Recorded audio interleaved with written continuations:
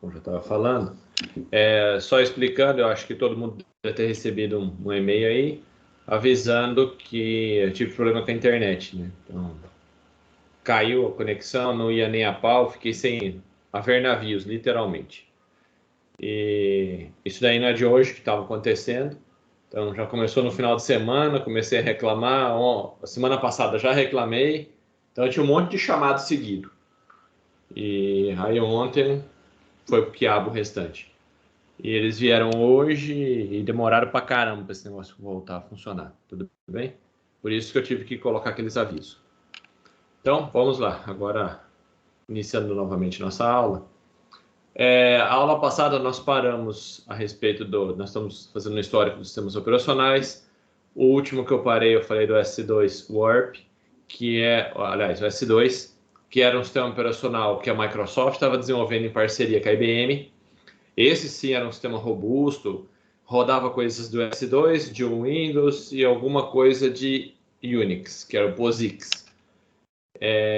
Então era um sistema operacional multitarefa, preemptivo, baixo uso de recurso, muito bom mesmo.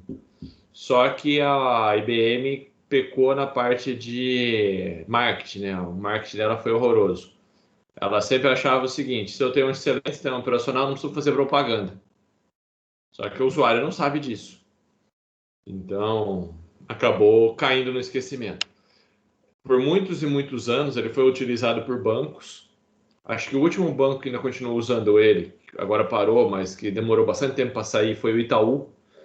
O Itaú, as máquinas de caixa, era tudo S2. Era um sistema bem robusto. Então, nessa época, houve essa divisão. Então, a IBM ficou com S2, a Microsoft continuou com aquela porcaria do Windows, que o Windows, na verdade, era uma casca que rodava em cima do DOS. Então, eu tinha o sistema operacional DOS e rodava a casca por cima. Ok? Então, deixa eu colocar os slides aqui para facilitar.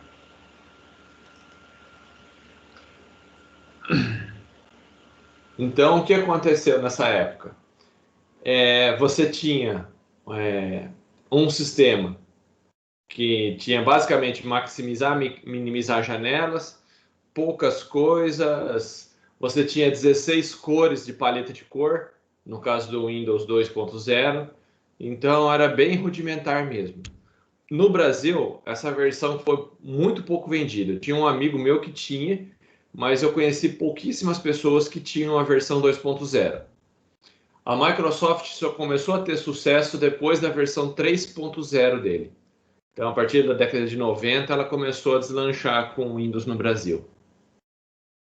Então, em 1988, a Microsoft a Apple, deu uma melhorada no sistema operacional dela, lançou o System 6, também conhecido como a Rose, então, que trazia bastante recurso de automação de atividades, então aqueles botãozinhos que você clica e ele faz um monte de coisa numa vez só, e deu uma boa melhorada na interface em relação ao sistema anterior. Então, ele melhorou um pouquinho, mas ele tinha uma série de problemas embutidos nele, travava bastante, incompatibilidade de sistema, tinha algumas coisas legais. Por exemplo, nessa época a Apple colocou um coprocessador matemático para fazer cálculos. Então ele fazia todos os cálculos matemáticos, liberando o processador para outras coisas. Então o processador é dividido em duas partes, uma unidade de processamento e uma unidade de cálculo. Então tudo que você tinha que fazer de conta, ele liberava o processador, como se fosse 2 cores, né? Mais ou menos essa é a ideia. Mas mesmo assim tinha uma infinidade de problemas, dava pau pra caramba. 1989. Aí tem uma coisa interessante. Nessa época, acho que eu falei isso na aula passada, houve uma briga dentro da própria Apple. O Steve Jobs ele promovia uma pequena briga entre o pessoal que estava trabalhando com o macOS, né, e a versão do Lisa. E o pessoal da diretoria acabou afastando e tirando ele da empresa. o Steve Jobs saiu da Apple e fundou uma nova empresa, Next Step. Então, ele criou uma própria empresa para começar do nada novamente. Não do nada, porque ele tinha dinheiro, mas reinvestiu e falou assim, eu quero ter minha própria empresa. Ele saiu da Apple e entrou na Next Step. Tudo bem? Na Next. Na hora que ele entrou na Next, ele pegou um detalhe interessante. Essa Next depois deu origem a uma empresa que acho que todo mundo já ouviu falar aqui dentro. Pixar Studio. Então a Pixar também foi nessa época que foi feito. Então foi uma época que, como o Steve Jobs tinha saído da Apple, ele estava cheio de ideias e investindo o dinheiro dele para tudo quanto é lado. Então ele investiu na Pixar, que depois foi para a Disney, e que a Disney comprou a Pixar, mas pagando com ações da própria Disney. Então o Steve Jobs passou a ser acionista da Disney. Tudo bem? Então ele era parte da Disney, era do Steve Jobs. Mas isso não interessa, a parte da Disney, não é a nossa aula aqui. Mas ele focou muito na parte 3D. Exatamente por causa da Pixar, a Pixar Studio, ela desenvolveu muita coisa que não existia, principalmente para trabalho 3D. Ela chegou a desenvolver hardware. Ela desenvolvia hardware, desenvolvia software. Por quê? Porque era muito fraco a parte 3D nessa época. 89 não tinha nada de 3D. E ele queria fazer filme, queria fazer algumas animações, não tinha esses recursos, o sistema operacional não dava oportunidade de fazer isso. Então ele criou muita coisa nessa época. E tudo isso ele foi embutido no sistema operacional. Então ele precisava de recurso que não tinha, então ele criou um sistema operacional baseado em Unix. Então você tinha lá um Unix, a versão BSD.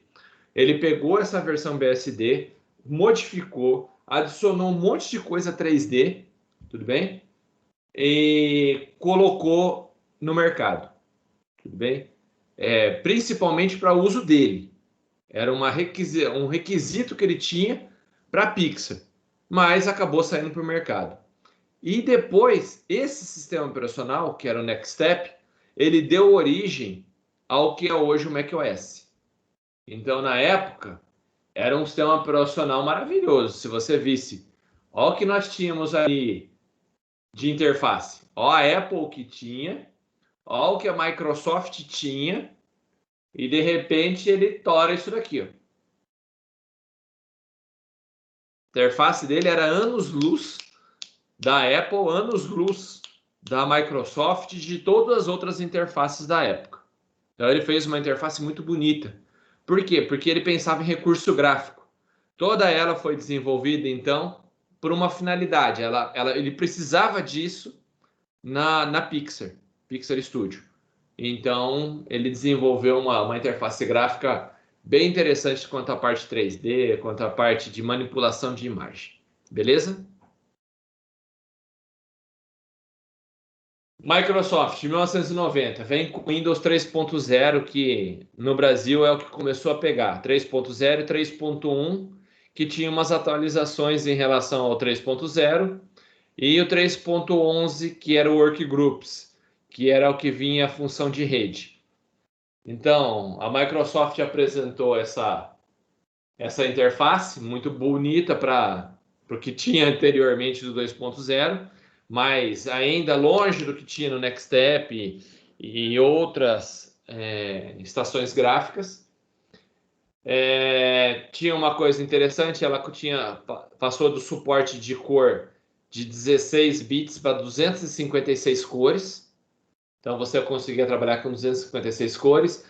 E tinha uma coisa muito interessante que ela roubou da Apple, que era a ideia das fontes TrueType. Todo mundo sabe que é uma fonte TrueType? Por esse nome não, senhor. Uma o quê? Fonte TrueType. Tipo verdadeiro, se eu fosse traduzir isso daí. Uma fonte de tipo verdadeiro. Nunca ouviram falar? Com certeza vocês usam Times New Roman, Arial. Todo mundo aqui já usou o Word? Sim, sim. Aí no Word, a hora que você vai usar, deixa eu abrir, deixa eu ver se eu abro o Word aqui. Deixa eu ver se não São escreve. tipo aquelas fontes padrões que a gente usa? Hoje é padrão. Isso daí na época não era muito padrão. Times Roman. Mas vou explicar o porquê. Tá aqui o Word. Quando você abre o Word aqui, ó. Aqui não vem mais escrito. Agora é tudo TrueType. Antes vinha um TT aqui na frente, ó. Bem na frente de cada fonte desse daqui, ó, vinha um TT. O que era isso? O que significava uma TrueType? Antes, pessoal, as fontes não eram TrueType. Isso quer dizer o quê? Você via uma fonte na tela, você fala, nossa, meu documento ficou lindo. Você mandava imprimir outra coisa. Por quê? Porque a fonte era da impressora. Então, quando você instalava, aquela fonte era daquela impressora. Se você imprimisse em qualquer outra, saía uma nojeira. Tudo bem? Então, se você quisesse ficar igualzinho que você queria, você tinha que olhar na impressora. Na frente da impressora vinha um modelinho com as fontes que ela tinha, tipo Courrier. A hora que você escolhia Courrier, ele mostrava como que ia ficar naquela impressora. Então, o que acontecia? Nem sempre o que você estava vendo na tela era o que vai ser impresso. A Apple foi a primeira empresa a investir nesse tipo de coisa, no TrueType. Então, o que era uma fonte TrueType que a Apple era super diferente? Porque o Apple, na verdade, foi sempre o que a pessoa fala assim, ó, a Apple é bom para poder desenhar, fazer imagem, edição, a parte de... Se precisar fazer jornais, publicidade, todo publicitário usa a Apple. Já repararam nisso? Ou já ouviram falar nisso? Que agências de publicidade usam a Apple? Sim, muito. Sim. Então, por que a agência de publicidade usava a Apple? Porque ela precisava fazer uma coisa que a hora que imprimisse saía certo. E a Apple foi a primeira que fazia isso. Então, o que você via na tela era exatamente isso que era impresso. Igual é hoje. Quando você vai no documento do Word, ou um PDF, você abre o PDF, abre o documento do Word, aquilo que você vê quando manda, na teoria tem que sair idêntico na impressora. Tudo bem? Nessa época não funcionava assim. Então ela introduziu nessa época aqui as fontes TrueType. Primeiro a Apple, Microsoft viu, foi lá, copiou a mesma ideia e criou as fontes. Inicialmente tinha uma meia dúzia de fontes, que era Arial, Times New Roman, basicamente que eu me lembro assim de cabeça eram as duas, que você tinha TrueType, tudo bem? Saía disso daí, começava a Courrier, por exemplo, tinha Courrier New. Se você entrava na Courrier New, você imprimia, saía uma coisa lá que você falava, o que é isso? Quem mandou esse documento? Quem alterou as fontes aqui? Tudo bem? Então isso era uma tecnologia da época que a fonte é desenhada. Então, se você olhar a fonte, outra coisa que tinha interessante. As fontes da época era como se fosse uma imagem. Tudo bem? Um desenho. Então, a hora que você colocava um texto, ele substituía por um monte de desenho e tentava imprimir. Só que se você pegasse o documento e fizesse um documento com a fonte grande, ela não ficava perfeita, ficava horrorosa. Deixa eu mostrar aqui, ver se eu consigo fazer isso daqui para vocês verem o que eu estou falando. Abrir o Word de novo aqui, ó.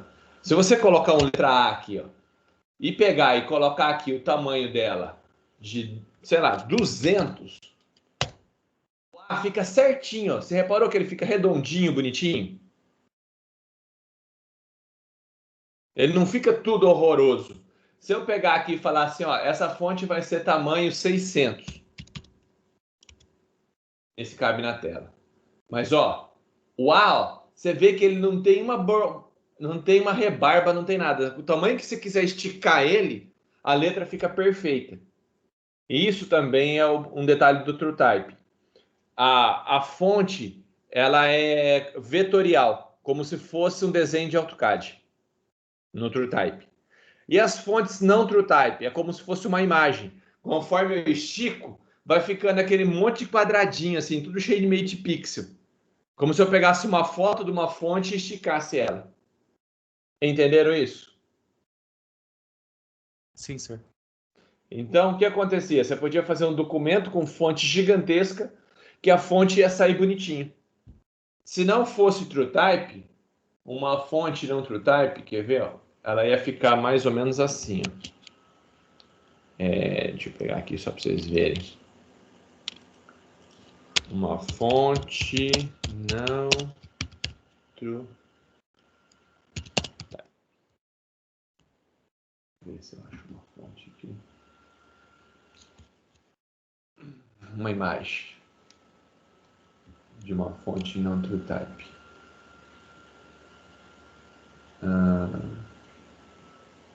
Aqui é uma imagem. Ficava assim, ó.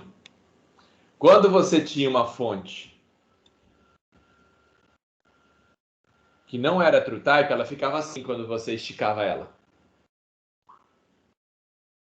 Entenderam? Como se fosse uma imagem. Aí você ia esticando ela e ia ficando horrorosa. Aí ele imprimia desse jeito. Com a true type, você pode esticar a fonte que ela sempre vai ficar do tamanho correto. Vai ficar bonitinha. Ficou claro isso daí? Ficou, sir. Sim, professor. Então, para a época, isso aí foi um avanço. Tudo bem que ela copiou da Apple, mas foi um avanço. 1991, um finlandês, Linus Torvald, começou a fazer uma mudança numa biblioteca. Uai, Thomas não está conseguindo entrar? Ele pegou o código do Tannenbaum, do Minix, sistema operacional do Tannenbaum, começou a fazer umas modificações nele e postou ele na internet com uma licença pública, GNU, tudo bem? E colocou lá e falou, olha, quem quiser, eu estou desenvolvendo um sistema operacional novo, quem quiser ajudar, vamos começar a desenvolver. Então ele pegou um monte de pessoas, várias pessoas pelo mundo inteiro, e começou a desenvolver o que é hoje o Linux, tudo bem? As primeiras versões tinham uma interface horrorosa, não era nem desse jeito aí, era um cinza, a interface era só cinza, você ligava não tinha nada. Nada, não tinha um botão, não tinha nada, ficava só cinza a tela e aparecia o ícone do mouse. Aí você clicava com o botão direito, arrastava o tamanho que você queria, tudo bem? Então clicava com o botão direito, arrastava o tamanho da tela, a hora que você soltava, aparecia uma telinha no meio e você escolhia qual aplicativo que ia rodar ali dentro. Geralmente um terminal. Era um negócio de preso. Bem feia a interface mesmo. Essa interface foi popularizando depois, foi melhorando. Essa daqui já era uma interface bem mais nova com KDE, foi adicionando novas tecnologias ali. Não é de 91, isso daqui é bem mais novo, daí do ano 2000 mais ou menos, que você tinha essa interface já com áreas translúcidas, etc. Em 91, a Apple estava vendo lá o System 6 que estava dando pau pra caramba, aí ela vem e coloca o System 7, tudo bem? Lembrando-se que nessa época a Microsoft não tinha lixeira, hein?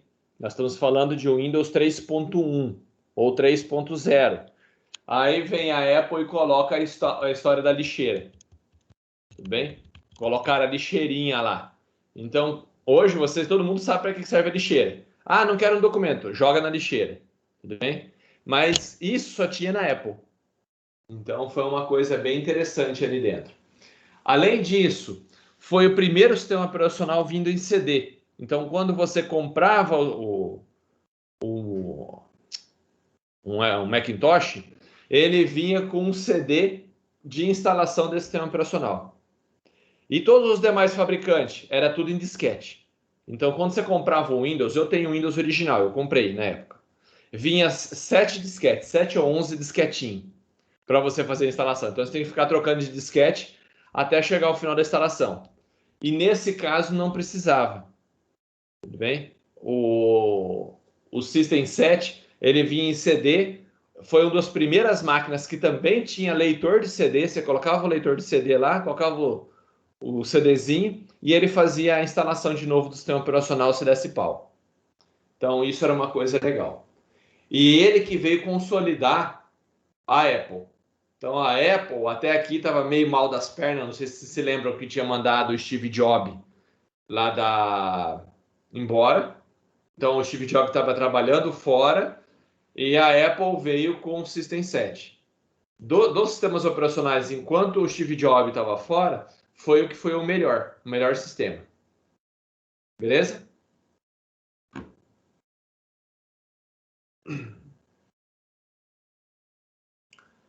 Em 1991, vem um novo sistema ali para tentar competir com o Windows, chamado BIOS. Hoje ele continua disponível com o nome de Haiku, mas era um sistema bem legal, assim, tinha uma interface bacana, e a ideia dos caras era tentar ganhar fatia de mercado. Estava começando mesmo, então eles tentaram pegar uma fatia ali da Microsoft e uma fatia de mercado da Apple. Ok? Isso daqui é uma versão mais nova dele. Qual que era bem legal da parte dele? A parte multimídia. O BIOS era muito bom da parte de mídia. Bem, tinha vários drive, funcionava com várias plaquinhas de vídeo, drive para CD, essas coisas assim. Então, era especializado na parte de vídeo e áudio. Então, a parte de imagem dele era bem bacana.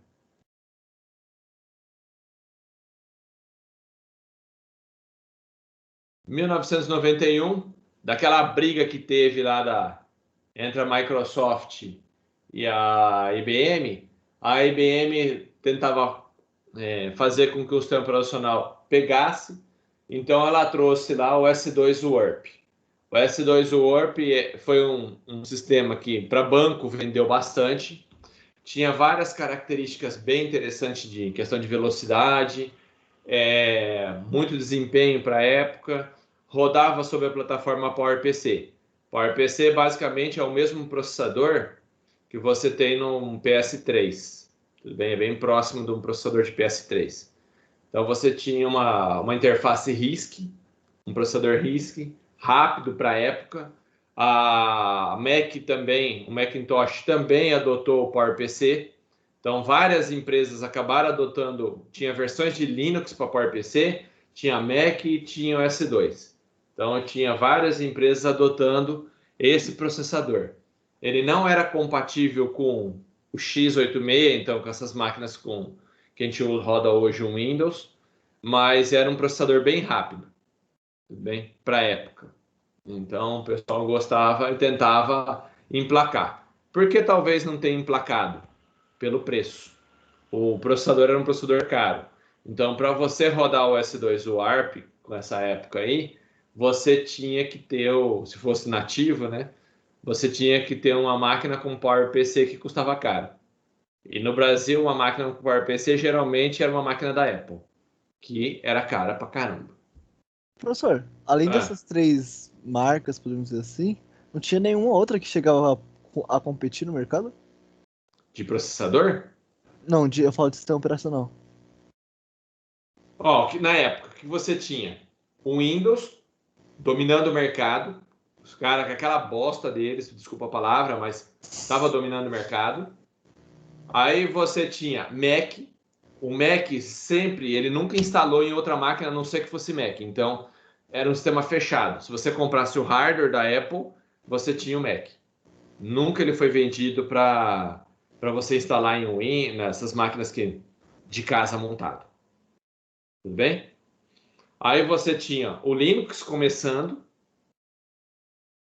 e todos esses montes de sistemas operacionais aí. Desses montes de sistema operacional, talvez o que mais se destacou tenha sido o S2 Warp. O S2 Warp era um sistema operacional muito bom mesmo para a época. Tudo bem? Rodava com pouca memória, com 4 GB ele já rodava. 4 megas de memória ele rodava. Com 8 megas ele já rodava bem. Então ele gastava pouquíssima memória. Era uma máquina bem legal. E depois teve uma paulada de sistemas operacionais que tinham na época. Estava todo mundo criando sistema operacional nessa época, mas não teve uma evolução tão grande, não. O próprio Next, por exemplo, saiu de linha depois. Mas a Apple, nesse momento, o Steve Jobs, né? Ele não tinha preocupação de ser um sistema operacional mais vendido do mundo. Por quê? Porque o Next, no caso que estava tendo lá, que era muito bom, ele fez para uma necessidade dele, não para poder vender em mercado. O que ele estava investindo ele tinha outra visão. A visão do quê? Estudo de Hollywood. Os caras ganham muito dinheiro. Eu quero isso. E realmente os projetos dele ganharam muito dinheiro. Basta ver esses Toy Story da vida, quanto que deu de faturamento. Ok? Então, nessa época, ele queria esse dinheiro entrando. 92, o Windows 3.1, tudo bem? Veio com a parte legal dele, tinha multimídia. Então, ele tinha suporte a multimídia, suporte a CD, que a Apple já tinha no System 7, por exemplo, e vários outros fabricantes já tinham colocado. A Microsoft falou, nós estamos perdendo isso daí. Aí ele tinha suporte a multimídia, então ele conseguia rodar vídeo, precariamente, mas podia, e tocar som. Então ele rodava vídeo e áudio. Tudo bem? Vendeu pra caramba isso daqui. Tudo bem? Nessa época, todo mundo tinha o Windows 3.1. Na mesma época, a Sun lança um novo sistema operacional. Sun OS, né, que depois vira o Solaris. Que era isso? Era um sistema operacional para uma máquina RISC de grande porte. Geralmente você usava ela em faculdades, empresas que precisavam fazer animações, etc. Então, era um hardware muito bom, ótimo para fazer cálculo, e eles lançaram esse sistema operacional. Eu usei ele na USP em São Carlos. Então, lá tinha máquinas com Solaris. Era bem, bem robusto, era uma versão de Unix bem forte mesmo. Bem, hoje em dia, o Solaris não existe mais, ele foi vendido para a Oracle. Então, a Oracle comprou o Solaris. Aliás, comprou a Microsystem inteira. 93, talvez das distribuições Linux com maior sucesso, que foi o Debian. Então lançaram o Debian lá, que era uma versão que tinha um instalador de pacotes. O que era um instalador de pacotes? Você não precisava ficar copiando arquivo, que antigamente, para você instalar um programa, você ficava copiando um monte de pasta, mudava um monte de arquivo. Era um saco você instalar um programa dentro do Linux. O Debian, ele vinha com um programinha para fazer a instalação. Tudo bem? Então, você dava o nome do arquivo e ele fazia a instalação. Ele baixava na internet todos os arquivos necessários e instalava e configurava todos os arquivos. Então, talvez isso daí foi uma coisa bem interessante que surgiu nessa época. Tudo bem? Então, o pessoal gostou bastante nessa época dele. Essa interface aqui era a interface que existia mesmo na época. Então, você clicava no Start, abria, procurava o que você queria lá dentro. Então, aqui com a versão mais nova, com GNOME. Você teve várias versões para vários processadores. Então, eles fabricaram esse sistema operacional para essas máquinas x86, que é esses computadores que a gente tem da Intel, padrão Intel. x64, que são os processadores mais novos, depois do Core 2 Duo. Depois do Core 2 Duo, foi processadores da Intel que vieram 64 bits. Então, Core 2 Duo, Dual Core, depois i3, em diante, na versão da primeira família em diante, já tinha 64 bits. Rodava também para PowerPC, então eles fizeram a versão para rodar dentro das máquinas com PowerPC, para quem tivesse. Rodava em máquinas Spark, que eram máquinas RISC, tanto ela como o MIPS. Rodava com a arquitetura ARM, que é essa que a gente usa em celular hoje. Tudo bem? Rodava na S390, que era da IBM, e rodava na IA64, que era uma arquitetura de 64 bits RISC da Intel. Então, a Intel tem processador RISC? Tem. Ela chegou a fabricar o Itanium. Então, ele rodava em cima do Itanium. Então, era um sistema operacional que rodava sobre diversas plataformas. e que deu origem ao Ubuntu. O Ubuntu foi uma versão modificada do Debian. Então, o Debian veio primeiro, aí os caras modificaram, colocaram umas coisas a mais e lançaram o Ubuntu. Para quem gosta de rodar um Ubuntu aí. Mas talvez seja uma das distribuições mais interessantes que foram feitas nessa época foi a Debian.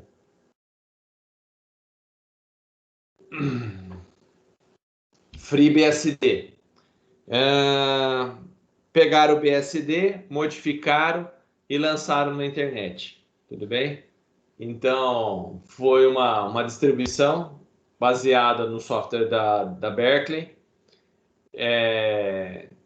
Esse sistema operacional, qual que era a vantagem? Era extremamente estável. Então, era um projeto de um sistema que a ideia deles era ser gratuito. Se você olhar para a interface dele, te lembra muito Linux. Por quê? Porque o Linux é baseado em Unix. Tudo bem? Então, por isso que a interface é a mesma. Então, se você for olhar, a interface é igualzinho. Ok? Qual era a maior diferença? Não era a mesma implementação do núcleo do Linux, era uma implementação usando o kernel Unix, que era aquele kernel antigo que foi feito lá na década de 70, na década de 60. Era o mesmo kernel modificado, atualizado. Tudo bem? E era extremamente robusto. Era não, ainda até é, até hoje. 93 foi uma distribuição chamada Sliker. Eu usei essa distribuição quando começou o Linux, em 93, e eu baixei. Baixei e usei. A gente brincava que era a distribuição que separava os homens de criança. Por quê? Ela não tinha nada automatizado. Tudo você fazia na mão. Era uma nhaca fazer. Você demorava um mês para poder configurar o teclado. Mais um mês para conseguir colocar o mouse para funcionar. Mais um mês para conseguir colocar o vídeo para funcionar. Não era plug and play, era tudo, você ia lá e tinha que digitar, configurar na mão mesmo todas as coisas. Ok? Mas era tipo assim, se falava assim, ó, qual que era a distribuição dos hackers da época? Era isso aí, era Sliker. O cara falava, não, qual que você está usando? O Sliker. O cara falou, aí sim, tá usando, que ele sabia que você tinha que dominar e fazer tudo na mão. Então, você tinha que saber fazer todas as configurações do sistema operacional, abrir todos os arquivos de configuração e ir fazendo a configuração na mão. Tudo bem? Nessa época. Então, era bem complicado. Tanto a instalação, depois como configuração. Essas primeiras versões do Slacker eram uma coisa. Então, aqui tem uma interface mais nova do Slacker. Era uma distribuição que se preocupava muito com velocidade, então ela tinha um desempenho bem alto em relação às outras. Então ele fazia de tudo para não ter lixo. Então era o mínimo de lixo possível para a distribuição rodar na maior performance possível também. Só que eu acho que leva muito trabalho. Hoje em dia já não é mais assim. Copiou muita coisa das outras distribuições, mas no começo era bravo usar isso daqui. Coplant, ou também conhecido como System 8, foi a última, como é que eu vou falar assim? O último suspiro do sistema operacional da Apple. Então a Apple estava com o System 7, que era um sistema operacional que ela começou, colocou lá, foi a primeira vez que tinha adicionado como é que chama? A lixeira. Aí vem esses caras aqui e deu um tapa no visual. Vamos melhorar o visual, vamos colocar multitarefa. Nossa, pessoal, um instantinho só. Sem querer, velho. Que tá... Quem tá tocando aqui? Não sei. Alguém fica me ligando aqui toda hora.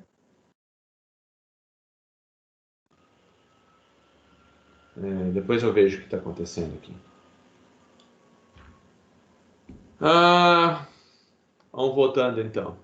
Então o cara adquiriu tava para chegar o Next, né? Então antes de modificar, você tinha o Next com o Steve Jobs voltando para a Apple e eles pegaram o System 7 que tinha, deram um tapa nele, uma melhorada, e lançaram lá o System 8, o Copland. Tudo bem? 1994,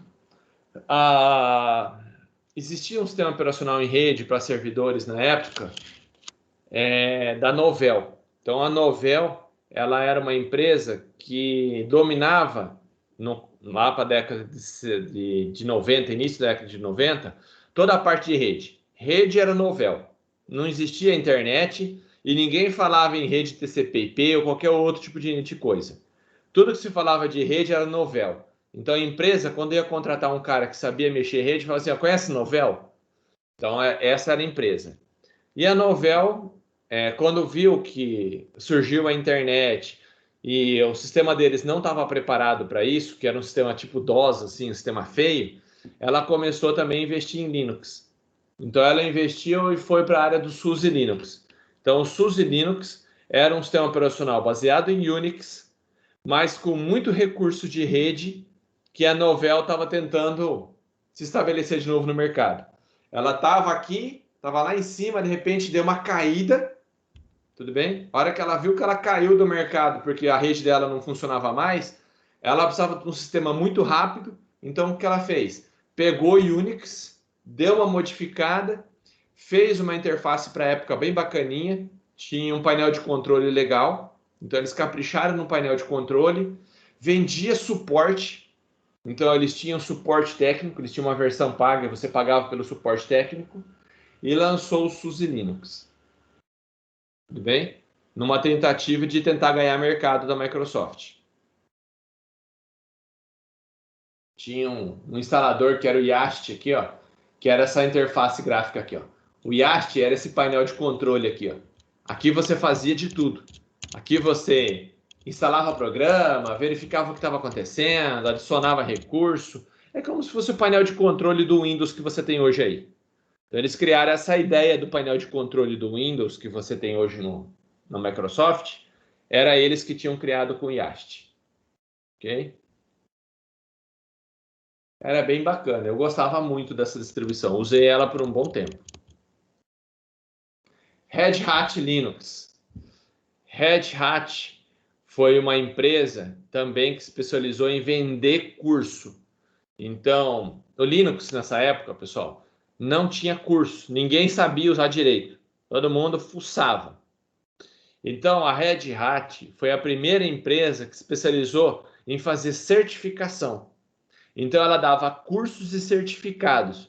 E era um certificado muito bem-vindo e muito bem aceito pelas empresas. Por quê? Porque era difícil você passar na prova. Então, ela dava um curso de Unix, na verdade de Linux, né?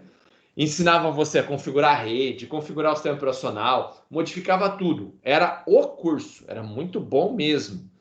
Aí no final você fazia a prova, se você passasse, você tinha certificação do Red Hat. Então, todo mundo que tinha um certificado Red Hat, geralmente tinha emprego garantido nessa época. Então, era uma coisa que todo mundo, a empresa olhava, pô, você tem uma certificação Red Hat. Então, era uma certificação Red Hat ou uma certificação Cisco na parte de rede. Então, rede ou era Cisco, ou se era rede de servidores, era rede Red Hat. Então, ela especializou-se nisso. Ela colocou um sistema operacional e fazia provas em cima disso daí, fazia curso. Então, ela dava muito curso e fazia prova. E emitia certificado, e o certificado era top. Top mesmo. Beleza?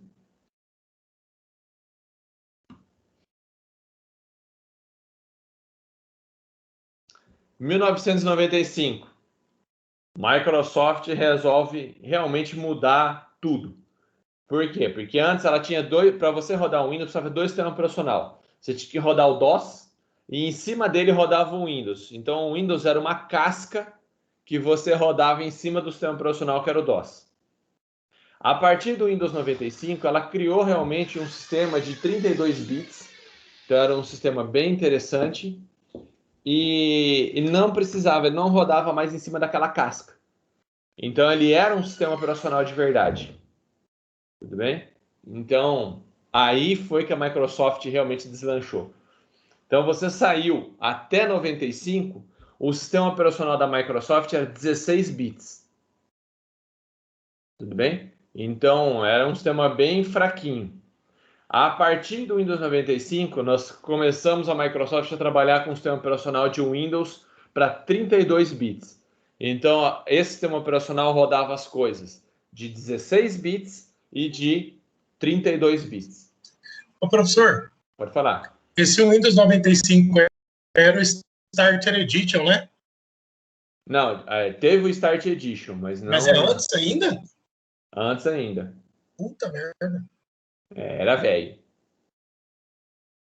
Então eles lançaram essa versão aí. Ela não tinha nem suporte USB. Começou a ter suporte a partir do Windows 95. Era o Windows 95 SE, Second Edition. Aí ele tinha suporte ao USB. Então adicionou suporte USB. Tinha o menu iniciar, que nessa época não existia até agora. Então era uma bagunça você achar alguma coisa. Aí tinha o iniciar, que todos os aplicativos estavam ali dentro. E a Microsoft veio com um aborto aqui. Ela tentava colocar a goela abaixo a MSN, que era uma rede, era uma internet da Microsoft. A Microsoft decidiu criar a própria internet dela, separada da internet. Era uma rede que a própria Microsoft tinha. Só que você tinha que discar e o lugar mais próximo no Brasil que você tinha era São Paulo. Então, se você quisesse navegar nessa rede aqui da Microsoft, você dava 2 cliques, ele ligava pelo modem do seu computador para São Paulo. Então, você pagava interurbano para ficar conectado à internet e navegando na rede deles, que não tinha porcaria nenhuma. Você não achava nada. Então, isso daí foi um aborto. Só teve no Windows 95 e depois acabaram com essa porcaria, que não funcionava.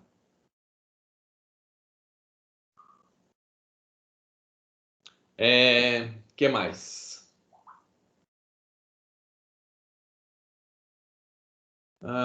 Nessa época,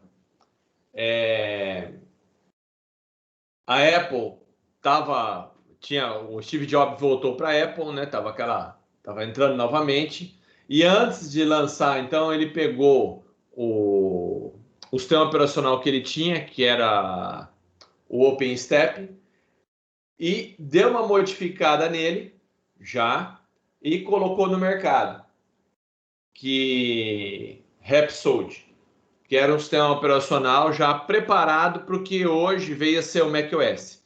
O macOS veio depois desse daqui. Tudo bem? Então lançaram esse sistema operacional e logo depois jogaram o macOS. O macOS foi a revolução, o sistema operacional OS X, né, na verdade, desculpa. O sistema operacional OS X, que veio logo depois desse daqui. Então, o próximo sistema da Apple, aí revolucionou. Esse daqui, o que eles fizeram? Uma coxa de retalho. Misturaram um pedaço lá do OpenStep, colocaram lá lixeira, essas coisas assim, para poder adaptar ele no formato da Apple. E tem umas fotos dele de época, ó. Você passava a ter lixeira. Então, eles adaptaram o sistema, ó. Eles saíram daquele sistema feito interface bem feinha, colocaram uma interface mais nova que lembra muito o que é hoje a Apple, aqueles menuzinhos, tudo, e colocaram lixeira. Então ele ficou um pouquinho tempo no mercado e logo depois vem o S10. Nessa época, aqui eu não coloquei, a Apple, o Steve Jobs, lançou um assistente pessoal, um pouquinho antes disso daí, 92, por aí. Lançou um assistente pessoal chamado Newton. Qual que era a ideia dele? A ideia dele era o que hoje é o smartphone. Ele queria lançar um smartphone, a ideia do smartphone. Só que era um smartphone que tinha canetinha. Só que era tão revolucionário para a época que não pegou. Ninguém comprou o tal do Newton. E ficou no esquecimento. Tudo bem? Aí veio a Palm e lançou um sistema operacional para uma espécie de um smartphone pessoal. Então a pessoa conseguiria ali, através de uso de uma caneta, ela escrevia aqui embaixo, ó. Então, por exemplo, se você quisesse fazer alguma coisa aqui, ó, ele vinha aqui e fazia assim, ó, digitava. Isso daqui era a letra A. Aí aparecia a letra A. Então, ali você escrevia. Ele não tinha o tecladinho para você digitar. O que ele tinha era esse negócio aqui, ó, que você ia digitando. O B, você fazia assim, ó. Era o B.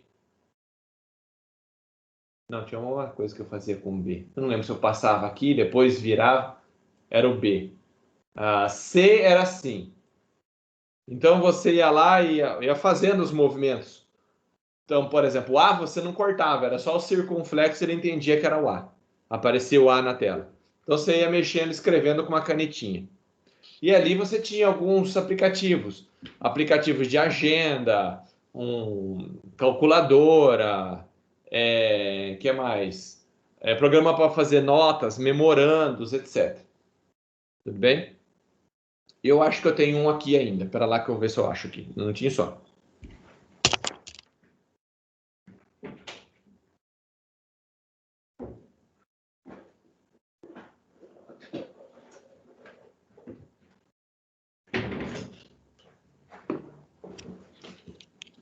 Eu tenho sim. Olha lá, tem até na caixinha ainda.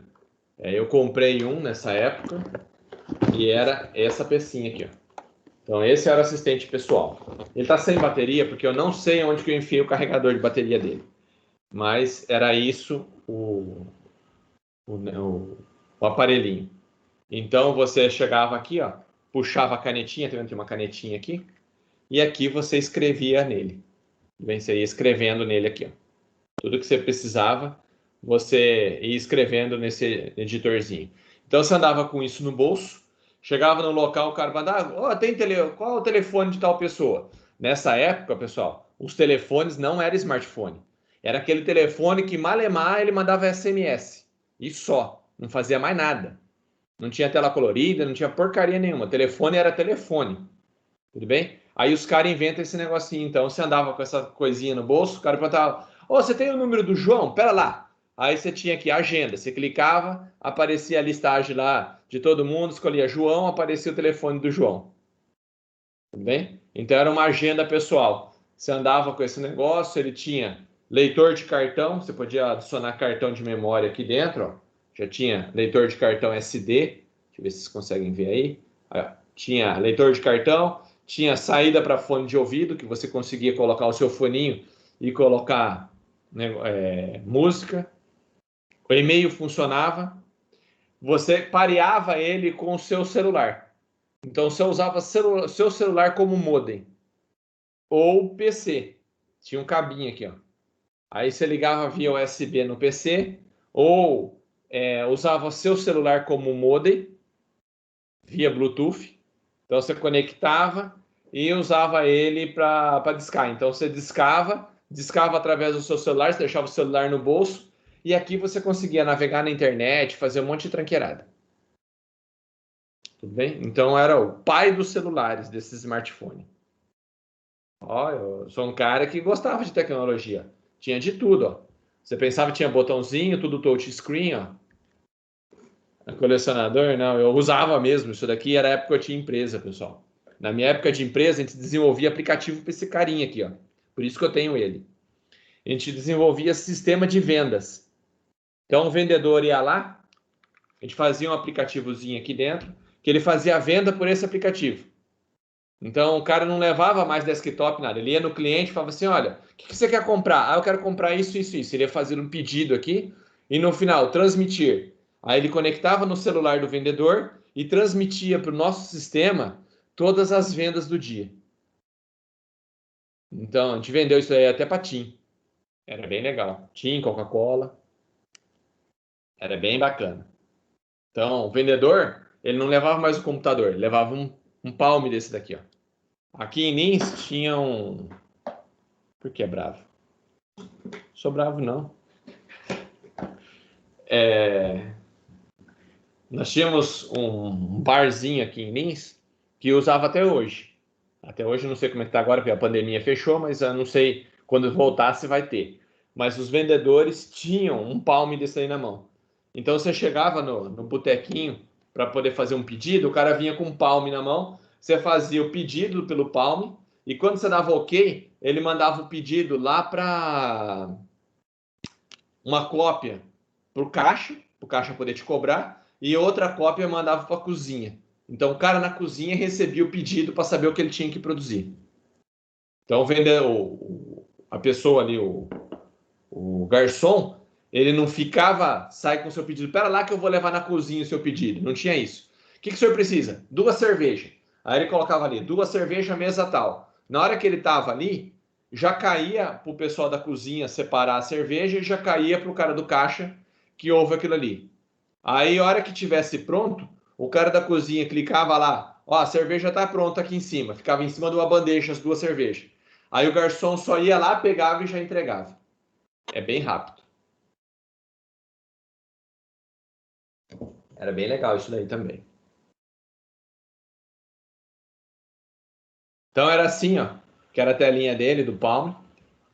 Então você podia escrever lá dentro, tudo bem? Fazer anotações, etc. Foi muito antes do que tinha hoje, o que você tem no Android e tudo mais, esse cara veio antes. Só antes dele veio o Next, mas não teve sucesso nenhum. E depois veio esse daqui, realmente esse teve sucesso, e todo mundo copiou dele. Smartphone. Esse daqui foi... Essa versão que eu tenho, essa daqui que eu tá aqui no meu PC, PC não, esse aparelhinho que eu acabei de mostrar para vocês, não é essa interface feia aqui, ó, branca e preta. Eu comprei essa colorida, exatamente essa telinha do meu. Ele ficava colorido. Tudo bem? E a última versão, que era o Trell, ele já vinha com o celular dentro. Então, a última versão dele, antes de sair de linha, ele já era celular. Então, você não precisava se conectar a um celular para poder navegar na internet. Ele já era celular tudo nele. Tecladinho, aí adaptaram o teclado, porque o pessoal começou a reclamar que para escrever era ruim, ficar escrevendo naquela canetinha. Então, ele continuava tendo a canetinha, mas o pessoal tinha a opção de escrever também através do tecladinho, que facilitava ali o Keycarry, se não me engano, uma coisa assim que chamava esse tecladinho. Facilitava você dar a entrada de dados. Nessa época, vem a Nokia e se torna o maior fabricante do mundo de celular. Tinha um sistema operacional chamado Symbian, que era a ideia deles, era o que é o Android hoje. Você tinha um sistema operacional para celular, feito para celular. Muito bom para a época. Tinha muito aplicativo. Na época, tudo tinha para Symbian. Você falava assim, qual é o sistema operacional que mais tem aplicativo? Era o Symbian. O que é hoje, talvez, o que é o Android, que todo mundo usa, era o Symbian na época. Então, a Nokia dominava. Nossa, todo mundo queria ter como chama? Um celular da Nokia que tinha o Symbian dentro. Eu tive vários deles. Talvez, acho que o melhor que eu tive foi o N95, que era um celularzinho que abria assim, tipo flip down, e ele tinha teclado. Então ele abria o flip, e se você puxasse, ele abria também um teclado igual esse daí, ó. Então ele tinha o tecladinho no próprio celular, e se você puxasse para cima, se você puxasse para o lado, deixa eu ver se tem uma foto dele 95 aqui. Ele era um celular comum. Só para falar. Nokia N95. Aí veio o N95, N85. Ele era assim, ó. Era um quadradinho, ó, e tinha um tecladinho aqui embaixo. Você puxava para o lado, ele tinha um outro teclado. Quer ver? Cadê ele aberto com o segundo teclado?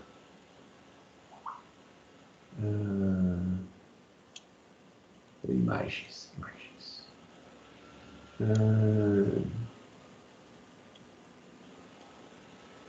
Cadê o tecladinho dele?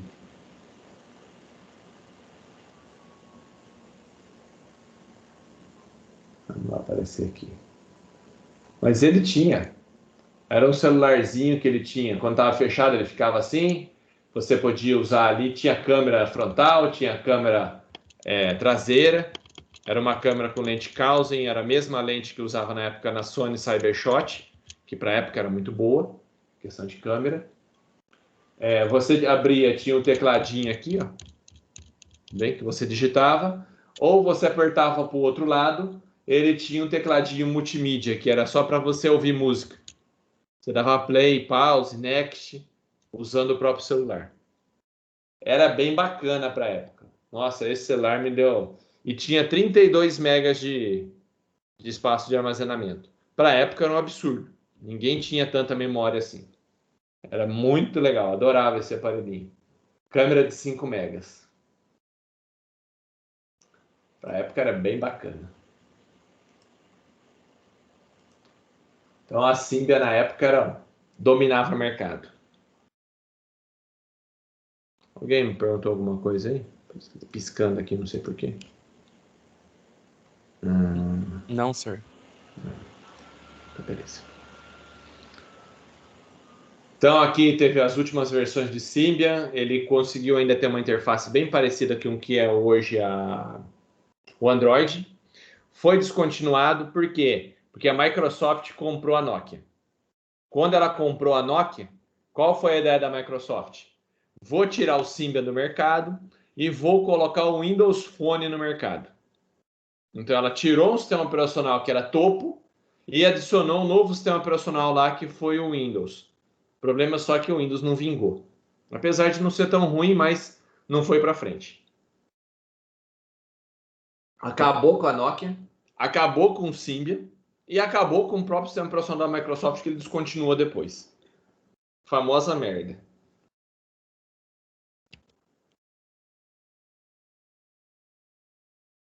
Em 98, Microsoft deu um update no Windows 95, chamou ele de Windows 98.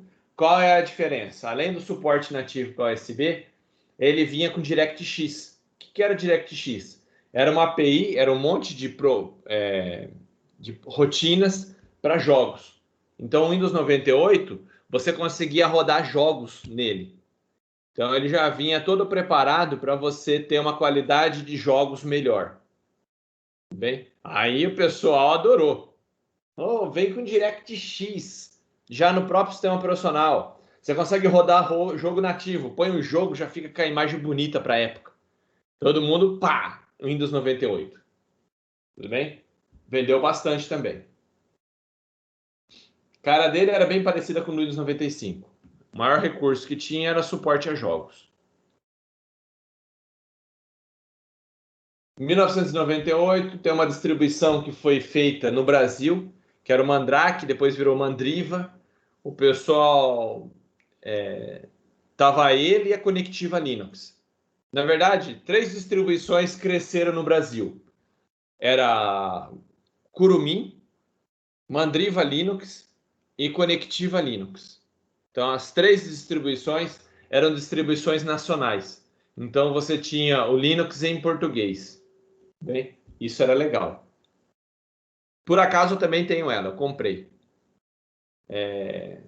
Os originais. Gostava disso daí.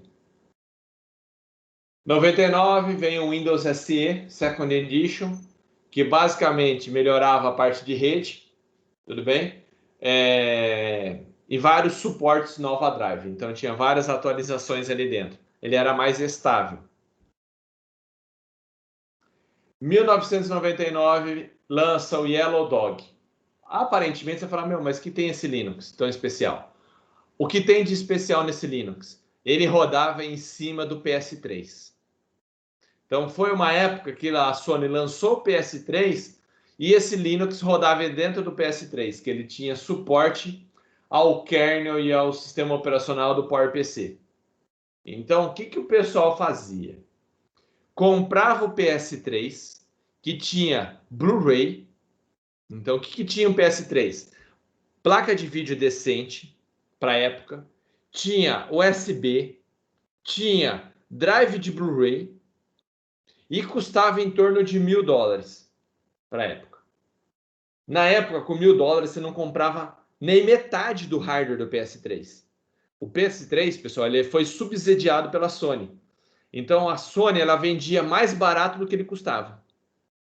Por quê? Porque a Sony colocou assim, ó, como só eu, todos os softwares, todos os jogos para Sony, como é que funciona um jogo? Você só consegue vender um jogo para PS3 ou PS4 ou PS5, até hoje é assim, se passar pela Sony.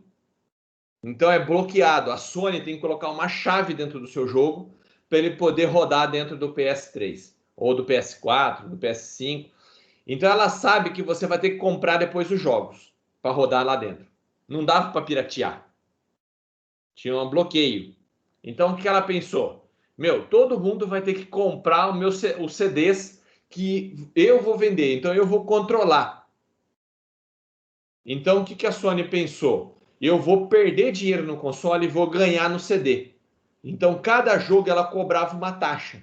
Aproximadamente uns R$ 50 por unidade. Cada CD que era fabricado, ela cobrava uns 50. Então ela pensou assim, meu, o cara não vai comprar um jogo só na vida, ele vai comprar vários.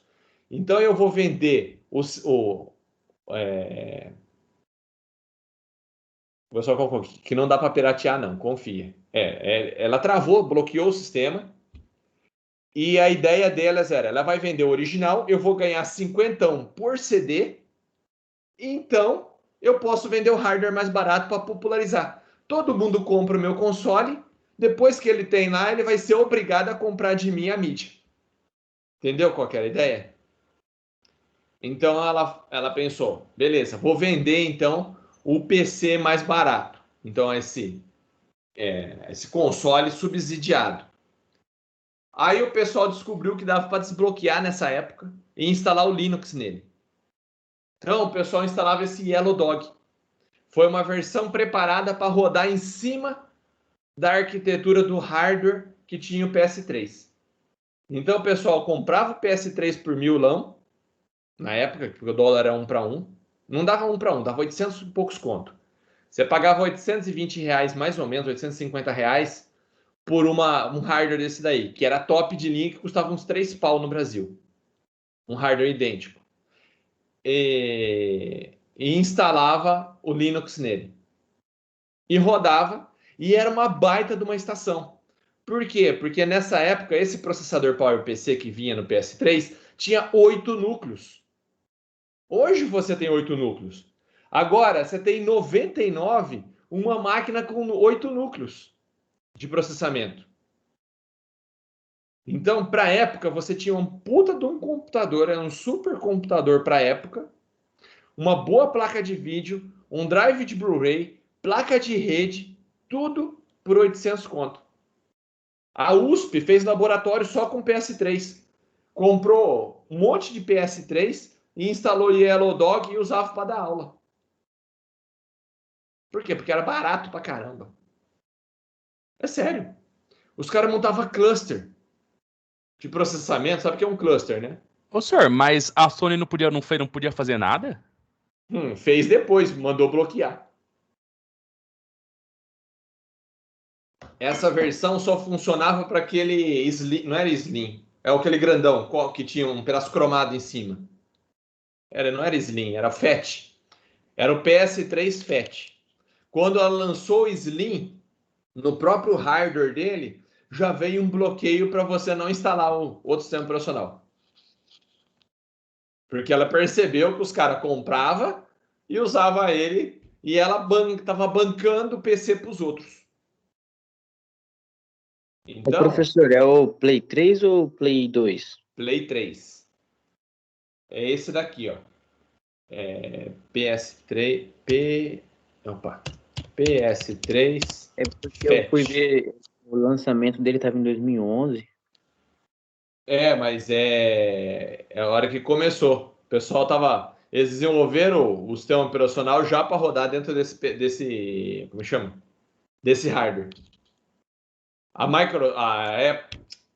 Sony mandou para os desenvolvedores o hardware para eles desenvolverem os jogos. E eles aproveitaram o que você recebia e já desenvolvia o sistema operacional. Entenderam? Uhum. Então a Sony mandou para todo mundo o hardware, você pagava mais baratinho, você era desenvolvedor. Ó, eu vou fazer um jogo. Então a Sony falou, bom, o cara precisa do negócio para testar. Ela mandava para você, antes de lançar no mercado, para você desenvolver o jogo. E os caras compravam e faziam o quê? Transformava ele numa estação de trabalho. Era esse daqui, ó. PS3 FAT. Cadê? É esse daqui, ó. Que ele vinha um negocinho cromado na frente, ó. Era assim, ó. Tinha um cromadinho aqui na frente. Esse daqui, ó, que era o FAT, ele dava para instalar Linux nele. Então o pessoal rodava Linux lá dentro, tá vendo? Ele tinha lá as portas USB e ele tinha aqui um drive de Blu-ray e atrás tinha saída HDMI. Se você, ó, esse era o cara. A USP tem laboratório que ele fez cluster, quer ver, ó? Cluster PS3 de processamento. Olha lá, ó. Os caras faziam isso, ó. Compravam um monte de PS3, colocava um do lado do outro, ligava em rede e transformava num supercomputador. E isso era normal, ó. O pessoal fazia isso direto. E qual era o sistema operacional que rodava aqui dentro? Esse Yellow Dog.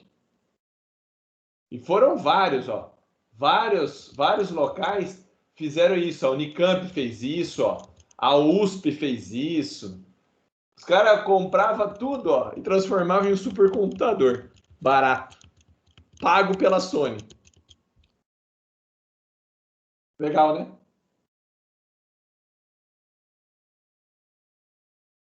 E era bem comum, ó. Os caras, aqui era ele aberto, ó. Os caras abriam os negócios e colocavam para poder refrigerar, ó. Aí, ó. Cluster de PS3, ó. Colocavam um do lado do outro. Os caras fizeram vários desses daí, assim. Compravam um monte de PS3, instalavam Linux e montavam um supercomputador.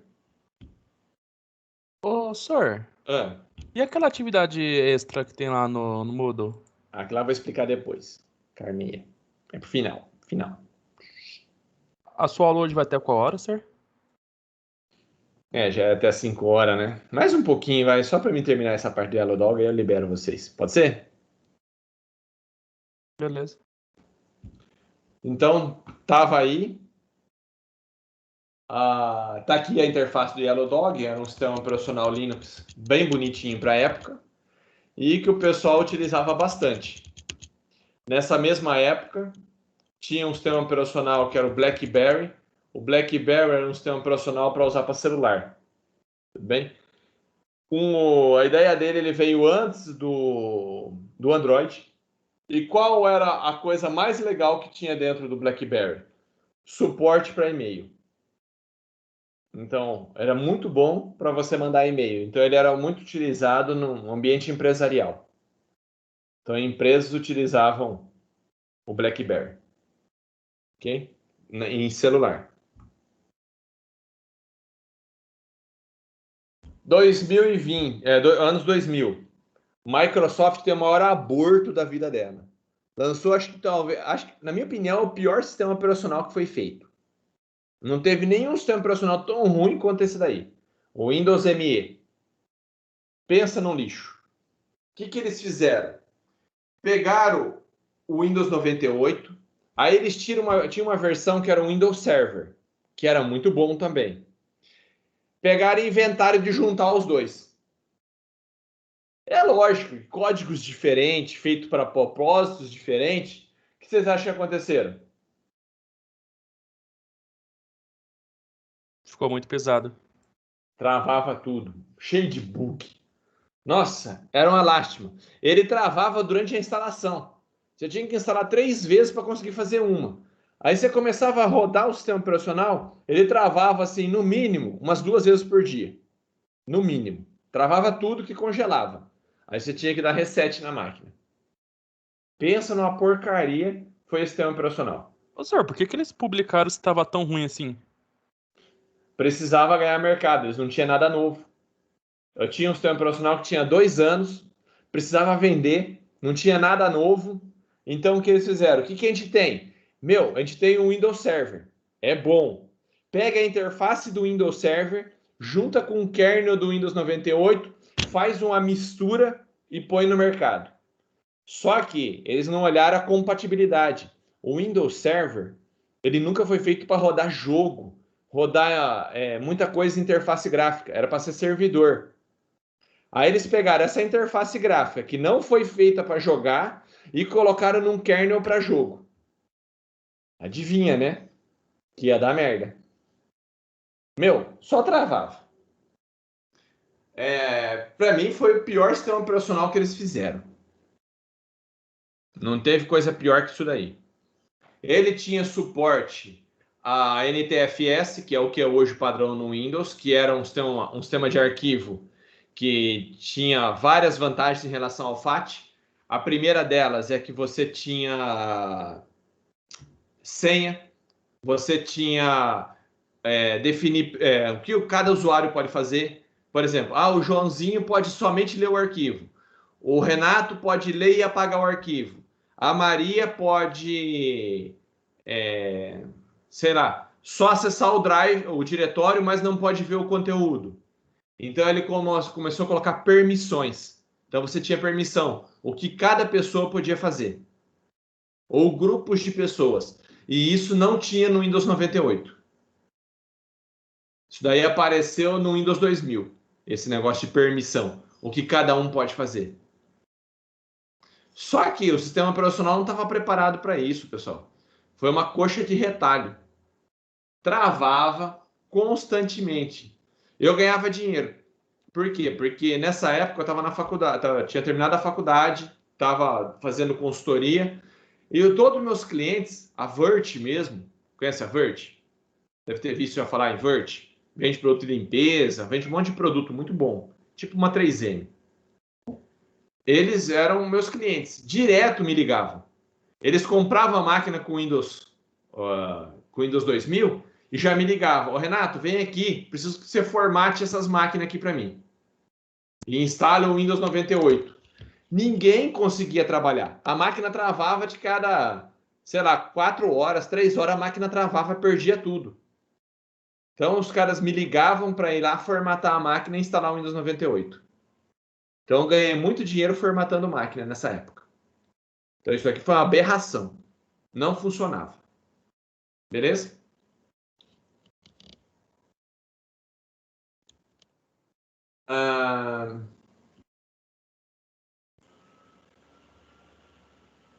Então eu estava aqui, ainda coloquei, foi o sistema com maior quantidade de bug que a empresa já lançou. Travava, era lento, tudo bem? Eles só pensaram na parte visual. O visual dele era bonitinho, porque vinha do Windows Server, mas, não funcionava. Era uma porcaria. Beleza até aqui? Beleza, senhor. Beleza. Só terminar um pedacinho aqui, que é o Copix. 2000, lança uma versão bem interessante. Pegaram o Linux e fizeram uma adaptação para rodar a partir do CD. Então você conseguia rodar o Linux sem precisar instalar. Você colocava o CD lá dentro, que era o Live CD que a gente chamava. Você colocava o CD, ligava o computador, ele lia o sistema operacional que estava lá no drive de CD, carregava e mostrava. Você conseguia rodar o Linux sem precisar instalar na sua máquina. E o que ele já vinha? Dentro do próprio CD, ele já vinha o Linux, vinha um editor de texto, então vinha um Office lá dentro, vinha um Winamp, que era um programinha para poder ler MP3, então rodava MP3, rodava vídeo, e tinha um programinha tipo Photoshop. Tudo dentro do próprio CD. Então isso foi bem legal para a época.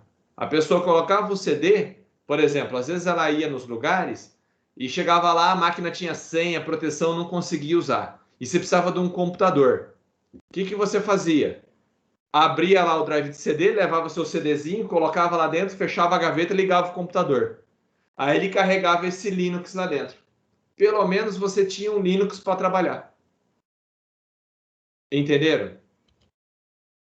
Aí você tinha ali dentro, ó, um sistema operacional completo. Aí rodava, você não precisava ter nada. Você rodava, fazia tudo, plugava uma pendrive lá no computador e salvava as coisas. Então ele permitia que você salvasse numa pendrive depois. Então, eu preciso fazer um texto. Não tenho nada aqui. Como na época não, as pendrive eram pequenas, essas coisas assim, então o cara colocava o CD, carregava o Linux, plugava a pendrive, fazia o trabalho dele, salvava no pendrive e na hora que ia embora levava o CD. O cara então andava com o CD e com o pendrive na mão. Basicamente era isso. Ok?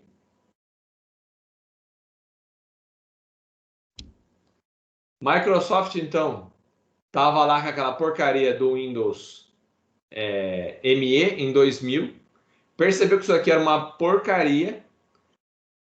Em 2001, ela vai lá e tira o sistema operacional Windows ME do mercado, com um ano de uso, e lança o Windows XP, a versão de maior sucesso do Windows. Todo mundo queria o Windows XP. Por quê? Era estável, dificilmente travava, tinha o pedaço do kernel dele, era do Windows Server. Então eles foram lá e não pegaram mais o kernel do Windows 95. Eles pegaram o kernel realmente do Windows Server, que era muito bom, e adaptaram para ele poder rodar jogo. Então não fizeram mais coxa de retalho. Fizeram um sistema operacional novo. Nessa época, muito legal, tudo bem? E caprichou de verdade dele. Tanto que eles tiveram que descontinuar o Windows XP, porque as empresas não queriam trocar. Não queria ir para o Windows 8, que era uma porcaria, o Windows Vista, que era lento pra caramba. Aí lançaram o XP funcionava, pessoal. Não travava, era bom mesmo. Foi talvez o melhor sistema operacional que a Microsoft fez. Muito bom mesmo. Tudo bem? Todo mundo rodava, todo mundo pirateava esse coitado e instalava para tudo quanto é lado. Tudo quanto é empresa rodava o Windows XP. O sistema mais famoso da Microsoft. Até pouco tempo atrás ainda tinha empresas que rodavam ele. E a Microsoft querendo tirar ele do mercado e não conseguia. Por quê? Porque a empresa tinha medo de tirar. Ela falou, eu lembro que vocês fizeram com o Windows ME, que era um lixo. Aí agora que eu tenho um sistema operacional que está funcionando, eu vou colocar um outro que eu não sei se funciona ou não. Aí ninguém queria tirar. Todo mundo queria rodar ele. Qual era o problema dele? Ele era 32 bits. Então era limitado a 4 GB de memória RAM. Então ele só reconhecia 4 GB. Mesmo que você tivesse 16 GB de memória RAM, ele só reconhecia 4 GB. Então esse foi o problema dele. Por isso que eles tiveram que tirar de mercado. Tiveram que lançar um outro sistema operacional por causa dessa limitação. Tudo bem? Até aqui alguma dúvida?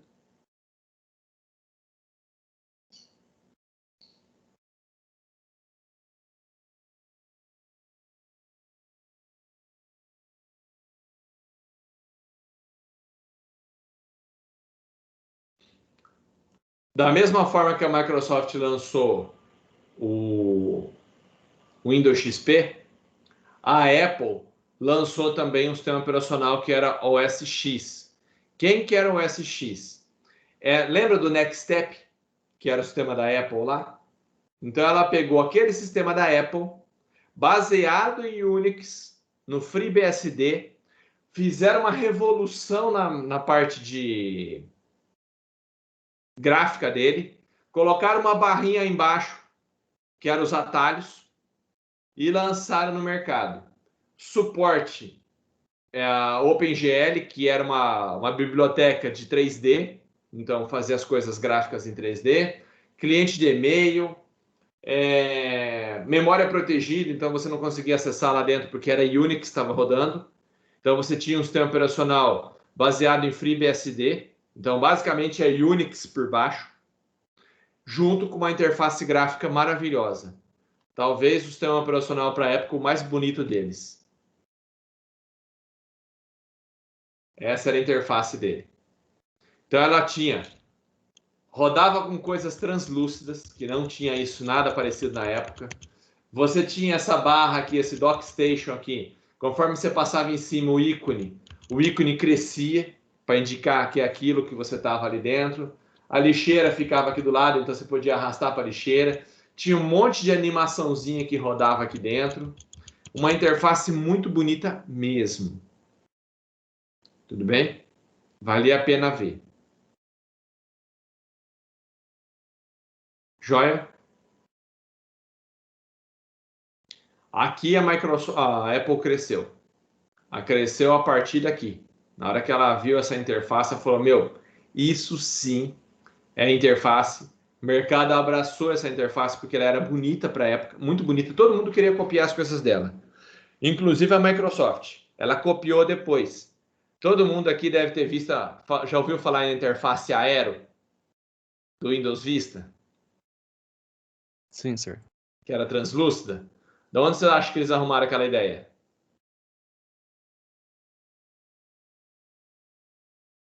Da Apple. A ideia do translúcido já existia na Apple. Então a Microsoft falou, meu, eu quero uma interface bonita igual a da Apple. Aí vem o Windows Aero, que era uma porcaria. Tudo bem, mas ele tentava fazer o tal do translúcido. Mas nessa época aqui era bem legal. O macOS X era, meu, sistema operacional formidável. Baseado em Unix, não travava pouca memória, gastava muito pouca memória. Tinha uma performance, assim, em relação ao Windows, era absurdamente mais rápido. Tudo que você ia fazer nele era mais rápido que no Windows com uma máquina equivalente. A mesma máquina, rodando o mesmo programa, rodando o Windows, ela ficava no chinelo perto do que rodava nessa máquina rodando Linux. Na verdade, Unix, né? Então, a hora que você rodava essa máquina com macOS, a máquina era um canhão. Era rápida mesmo, extremamente otimizado o código. Um código totalmente novo. Para a época revolucionária. Beleza? Até aqui alguma dúvida? Não, professor. Tranquilo, Não, senhor. professor. Tranquilo? Como já são 5 e quase 5:15, eu vou parar por aqui. Faltam alguns sistemas operacionais mais modernos para entrar. E a gente termina na aula que vem. Pode ser? Beleza, o senhor vai disponibilizar a gravação de aula? Beleza. A gravação vou. Essa gravação eu vou disponibilizar. Os slides eu disponibilizei já. E daqui a pouquinho eu explico aquela atividade. Pode ser? Antes de terminar a aula. Então, chamadinha. Beleza.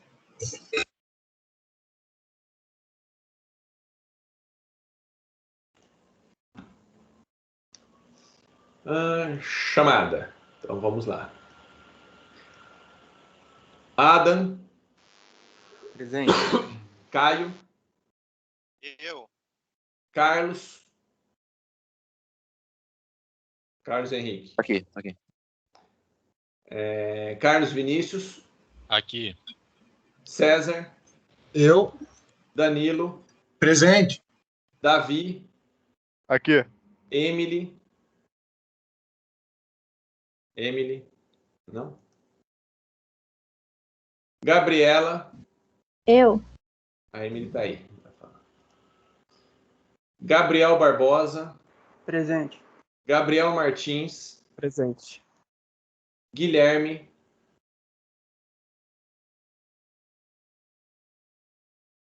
Gustavo Assis.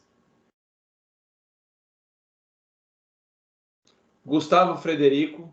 Presente, professor. Professor, eu esqueci de pôr presença no Moodle. Precisa ou não? Não, tudo bem. Depois eu Beleza, conto. obrigado. O Guilherme está aqui. Não, mas está presente ali. Gustavo Xoxi. Presente. Henrique. Presente. João Henrique. João Henrique não. João Matheus. Presente. Júlio César. Presente. Leonardo. Presente. Leonardo Silva está aí, né? Tá. Leonardo Neves. Presente. Leonardo Pavan. Tá aí. Lucas. Eu. Lucas Nascimento. Presente. Lucas Camado. Presente. Marsol. Presente. Marina.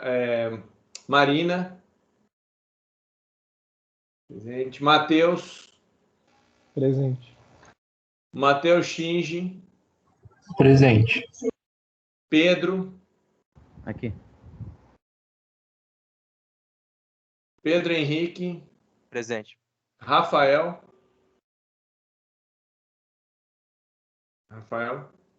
Não. Thomas. Presente. Vitor Silva.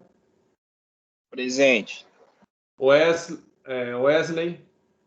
Presente. Rafael falou que está presente. William. Presente. William Leme. Presente. E acabou. Então aqui só faltou o João Henrique. Só. É isso? Professor, também fiquei sem presença no Moodle, só para avisar. Não, beleza. Depois eu olho lá. Fica sossegado. Joia? Agora deixa eu explicar a atividade. Eu deixei uma atividade extra lá dentro do sistema. Deixa eu parar aqui. Ô, professor, tá Pode falar. me ouvindo? Tô ouvindo.